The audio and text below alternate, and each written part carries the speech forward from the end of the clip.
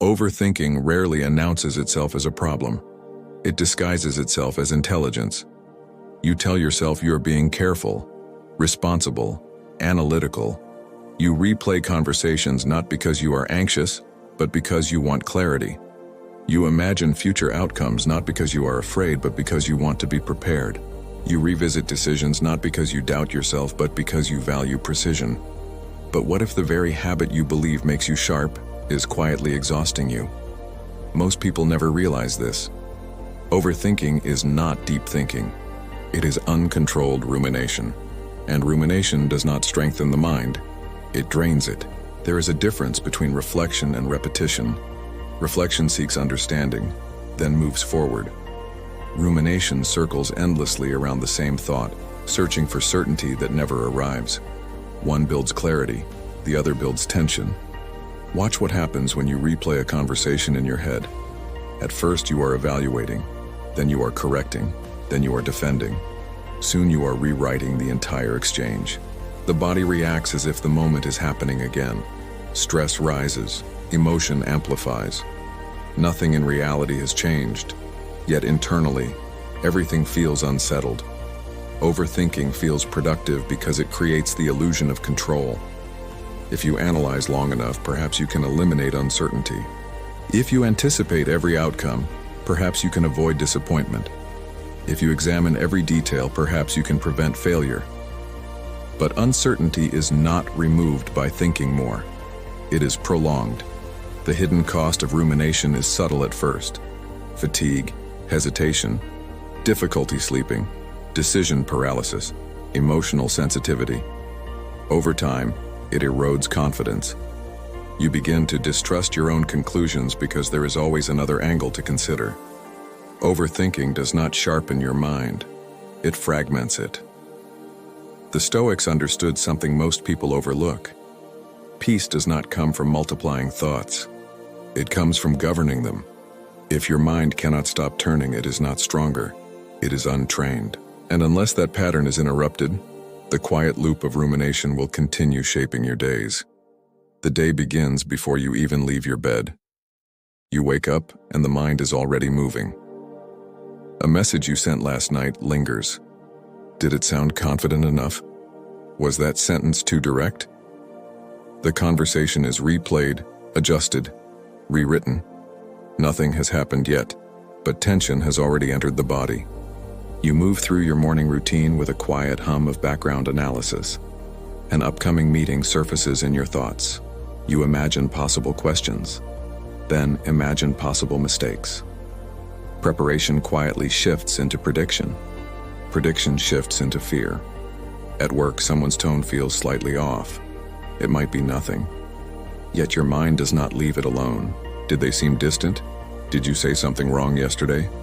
A single ambiguous signal becomes a narrative. By lunchtime, the imagined story feels real. Decision-making becomes heavier. A small choice takes excessive time. You compare options repeatedly, fearing regret. You research more than necessary. You hesitate. The desire to avoid the wrong decision outweighs moving forward. For Marcus, the task was to examine impressions before accepting them. He reminded himself that the mind has the power to reframe. When criticism appeared, he asked whether it contained truth. If it did, it was instruction. If it did not, it was irrelevant. In either case, panic was unnecessary. Seneca addressed a related issue: anxiety about imagined futures. He observed that humans often suffer more in imagination than in reality. Overthinking thrives in imagined scenarios. It rehearses failures that have not occurred. It amplifies dangers that may never materialize.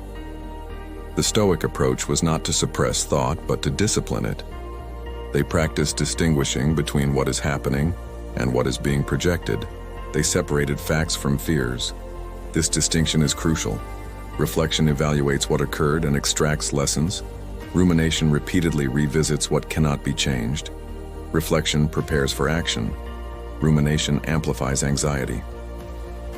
When Epictetus advised students to examine their judgments, he was offering a method for interrupting mental loops. When Marcus wrote to himself about mastering interpretation, he was training resilience. When Seneca warned against imagined suffering, he was exposing the mechanism of overthinking. The Stoics did not promise freedom from thought. They promised governance over it. Governance begins when you realize that the mind's first interpretation is not final. It is optional. Once that becomes clear, the possibility of breaking the loop becomes real. To understand why overthinking feels so powerful, you must look beneath the thoughts themselves. Rumination is not simply a habit of reflection. It is a neurological loop reinforced by stress, anticipation, and reward. When something uncertain occurs, a critical remark, an ambiguous response, the brain interprets it as a potential threat. Not necessarily physical danger, but social or psychological risk. The possibility of rejection activates ancient survival systems. Stress hormones increase. Heart rate shifts subtly. Attention narrows toward the perceived problem. The mind begins scanning for solutions. At first, this seems adaptive, but the brain does not easily distinguish between productive analysis and repetitive rumination. Rumination begins when the problem has no immediate solution. The mind searches for certainty where none exists. It replays conversations to identify hidden meaning. It predicts outcomes to avoid surprise.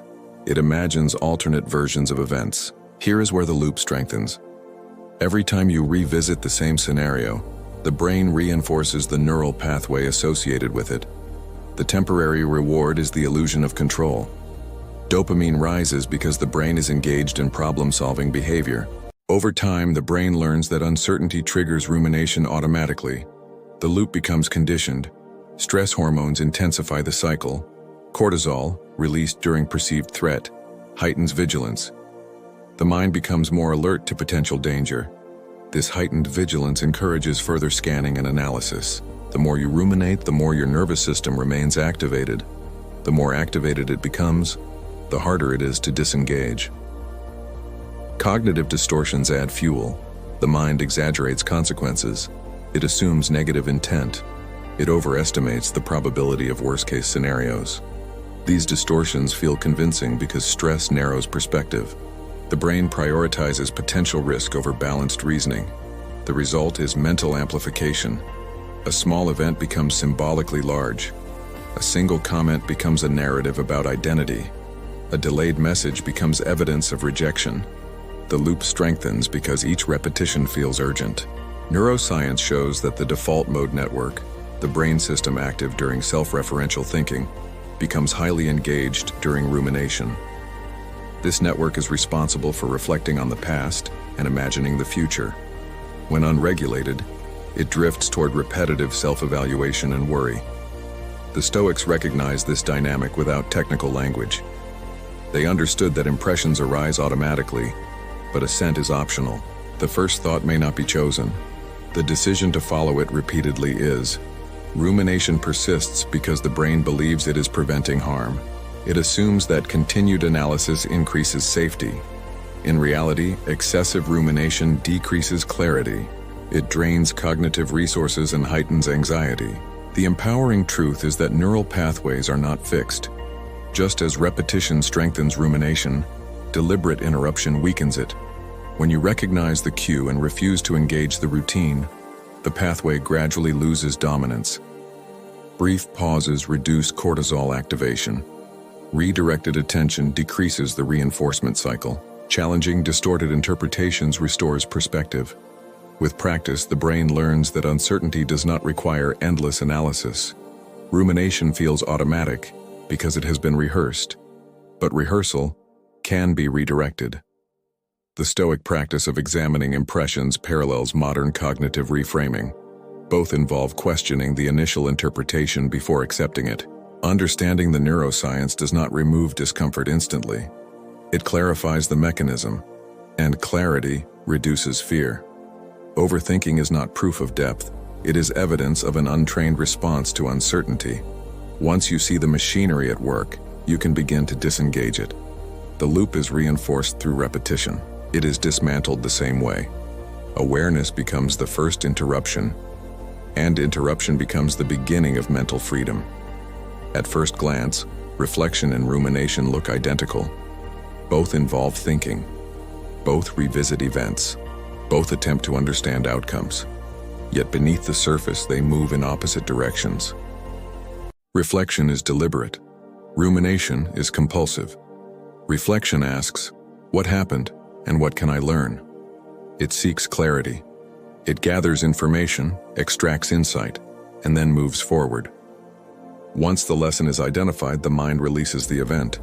Rumination asks, what if? Why me? What does this mean about me? It circles without resolution. The same scenario is replayed from slightly different angles, but no new information emerges. The mind believes it is working, yet it is trapped. Consider a difficult conversation. Reflection reviews the exchange calmly. It acknowledges missteps, identifies improvements, and determines the next step. There is a beginning, middle, and end. Once the insight is gained, attention shifts elsewhere. Rumination reopens the conversation repeatedly. Words are rewritten. Tone is analyzed. Alternate responses are imagined. The body reacts each time as if the conversation is occurring again. Hours pass. The event remains unresolved internally.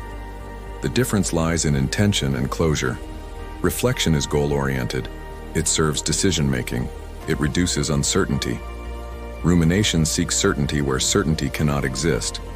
It attempts to eliminate risk entirely. Because this goal is impossible, the loop continues. The emotional impact diverges over time. A reflective mind grows sharper. It becomes better at identifying patterns and correcting behavior. Confidence strengthens because mistakes become instruction rather than identity threats. A ruminating mind grows fatigued. Cognitive resources are drained. Decisions become slower. Confidence weakens because doubt is rehearsed more often than competence. The reflective individual develops mental resilience. They think deeply, but selectively. They allow themselves to analyze, but they also know when analysis has served its purpose. The ruminating individual confuses persistence with responsibility. They believe thinking more will yield safety. Instead, thinking without direction yields anxiety. This contrast becomes more pronounced over years. Reflection compounds into clarity. Rumination compounds into hesitation. The Stoics understood that disciplined thinking requires boundaries. Marcus Aurelius wrote to himself not endlessly, but intentionally. His reflections were structured, purposeful, and oriented toward virtue.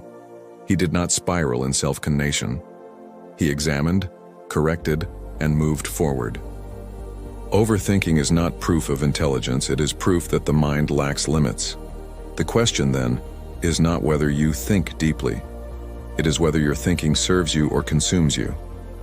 Reflection strengthens identity, rumination erodes it, and the line between the two is drawn by governance. If overthinking is so exhausting, why is it so difficult to stop? The answer lies deeper than habit. Overthinking persists because it serves a psychological function. It creates the illusion of control in a world defined by uncertainty. Human beings are deeply uncomfortable with unpredictability. The mind prefers clarity, even if that clarity is imagined.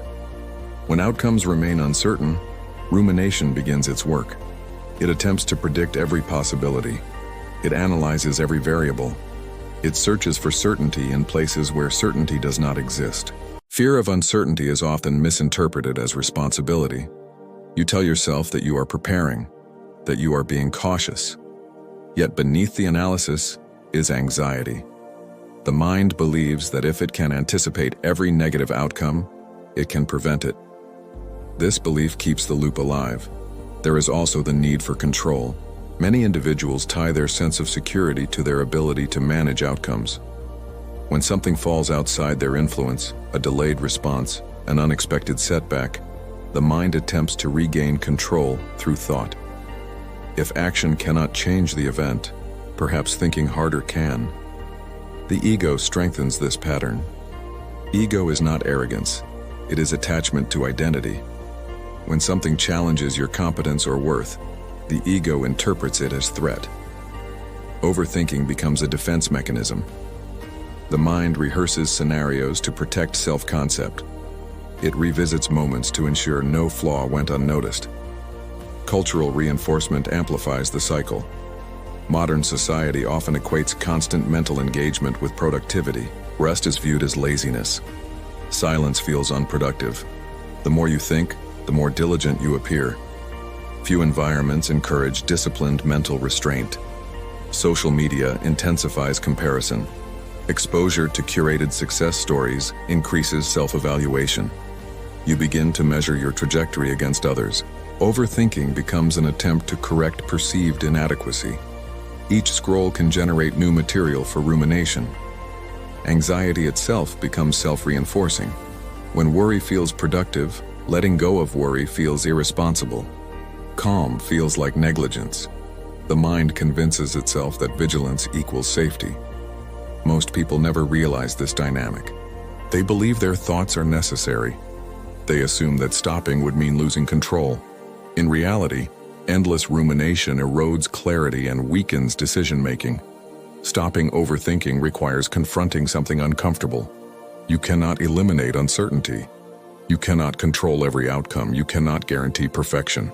Few people are willing to accept that. It feels like surrender. But the Stoics framed acceptance differently. Acceptance is not surrender. It is alignment with reality. Epictetus taught that peace begins when you distinguish control from lack thereof. When you release the demand for certainty, mental loops begin to weaken. Overthinking persists because it promises protection. It whispers that more thought equals more safety.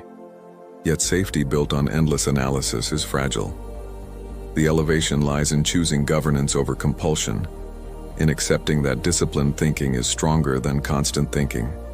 Most people remain trapped because they mistake anxiety for diligence. Those who learn to interrupt it step beyond the crowd, and that step changes everything.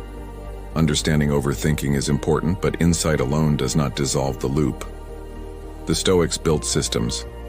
If you want to interrupt rumination, you need a structured method that can be applied in real time. The first step is to identify the trigger. Every mental loop begins with a cue. Naming the trigger reduces its power. The second step is to separate the event from interpretation. Write down the event as fact, then write the interpretation. Often, seeing the two side by side reveals the distortion. The event is neutral. The interpretation is optional. The third step is to write the worst-case scenario deliberately. Rumination thrives in vague fear. When anxiety remains undefined, it expands. Define it clearly. What is the absolute worst outcome here? If your idea is rejected, what happens? If someone disapproves, what changes? Bringing fear into the open often shrinks it. Seneca advised rehearsing adversity so that imagination loses its intimidation. The fourth step is to define what is controllable. This is the Stoic core. What part of this situation belongs to you?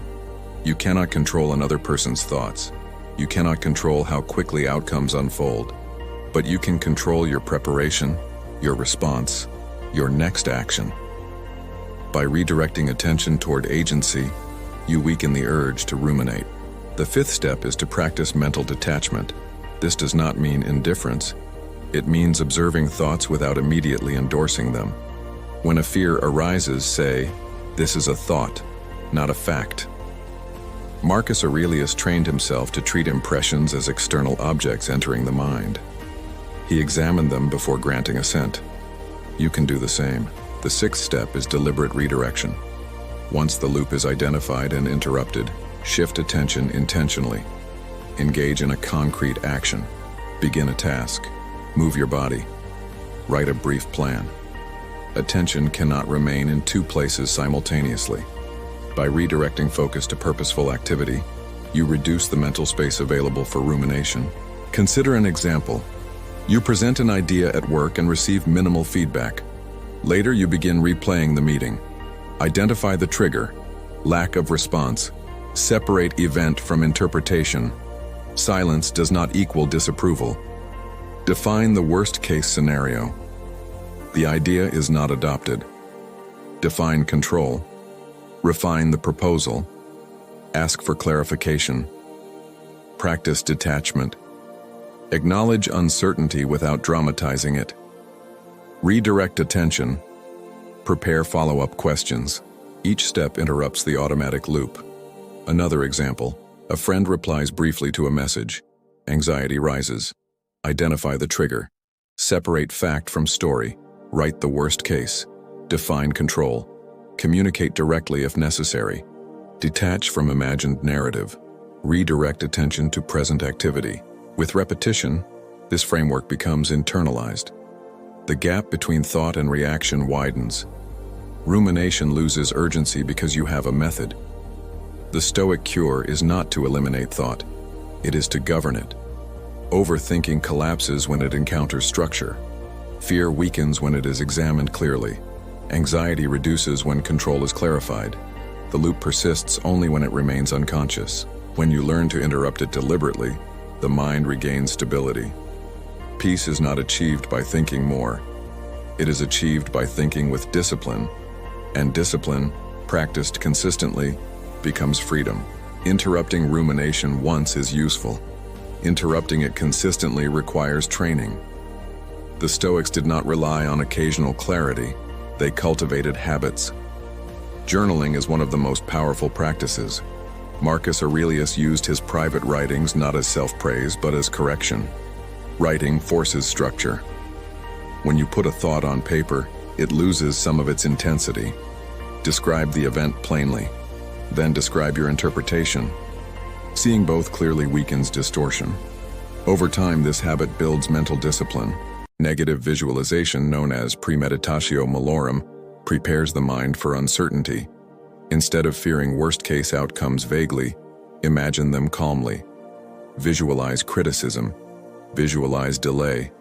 Visualize temporary failure. Not to dwell on catastrophe, but to reduce surprise. When the mind has rehearsed adversity deliberately, it reacts less dramatically when it arrives. Silence discipline strengthens restraint. Notice how often you fill quiet moments with distraction. Practice allowing silence without immediately reaching for a device. Sit with stillness. Observe thoughts without engaging them. The ability to tolerate silence directly reduces the urge to overanalyze. Mental rehearsal improves composure. Before entering situations that typically trigger rumination, rehearse measured responses. Imagine receiving feedback calmly. Imagine delaying gratification. This primes the mind to choose governance rather than impulse. Reducing stimulus overload is equally important. Constant exposure to notifications, news, and comparison amplifies mental noise. Limit unnecessary input. Schedule periods without screens. Protect mental space deliberately. Overthinking thrives in overstimulation. These practices are not dramatic. They are repetitive and controlled. Journaling clarifies perception. Visualization reduces fear. Silence strengthens focus. Rehearsal builds preparedness. Reduced stimulation lowers cognitive strain. Resilience grows from repetition. The mind becomes stable through consistent reinforcement of discipline. Over time, these daily practices make governance natural rather than forced.